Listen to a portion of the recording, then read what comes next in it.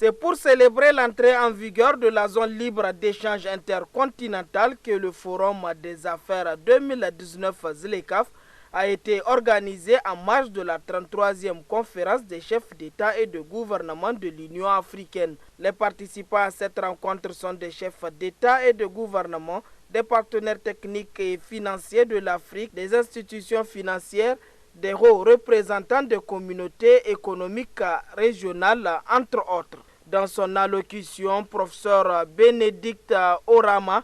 directeur général et président du conseil d'administration de l'Africimbank, a exprimé tout l'honneur que représente sa participation à cet événement historique qui se tient sous l'égide du président nigérien Issoufou Mahamadou, champion de la ZLECAf, dont l'engagement a rendu possible la concrétisation de ce vieux projet, vieux de l'époque de l'Organisation de l'Unité africaine OIA. Moussa Faki Mohamed, président de la Commission de l'Union africaine, après une mention spéciale aux champions de la ZLECAf pour ses efforts exceptionnels déployés pour l'aboutissement du marché unique africain, est revenu sur le rôle combien important que jouera le secteur privé dans la réussite de la ZLECAf. C'est vous, mesdames et messieurs, hommes et femmes d'affaires, entrepreneurs, jeunes, qui sont le moteur de ces changements. L'Union africaine, votre organisation continentale, est décidée à vous accompagner pour construire l'Afrique que nous voulons. Une Afrique intégrée, une Afrique prospère, une Afrique en paix. En ouvrant les frontières, en facilitant les échanges intra-africains, en levant les barrières tarifaires et non tarifaires, la ZLECAf ambitionne de créer ces grands espaces propices au développement du commerce, de l'industrie, bref, à créer les conditions sine qua non du développement tant attendu de nos peuples et finir ainsi avec le paradoxe d'un continent très riche et dont la population est très pauvre. Lançant les activités de la deuxième édition du Forum d'affaires, le champion de la ZLECAf a déballé toute l'importance pour l'Afrique d'avoir un marché commun, son marché. Les projections chiffrées sur la mise en œuvre effective de la zone de libre-échange continentale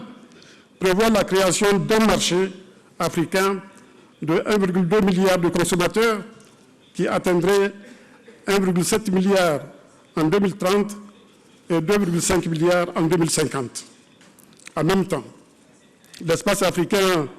comptera une classe moyenne croissante de 350 millions de personnes qui devrait atteindre 600 millions de personnes d'ici 2030. Le PIB combiné de l'Afrique atteindrait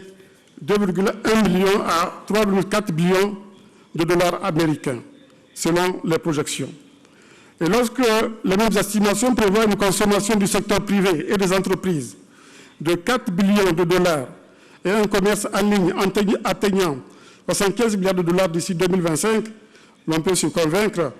de l'importance de la place qu'occupera l'Afrique dans les décennies à venir.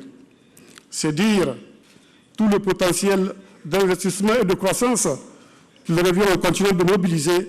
pour corroborer ces promesses d'un continent riche qui occupera véritablement la place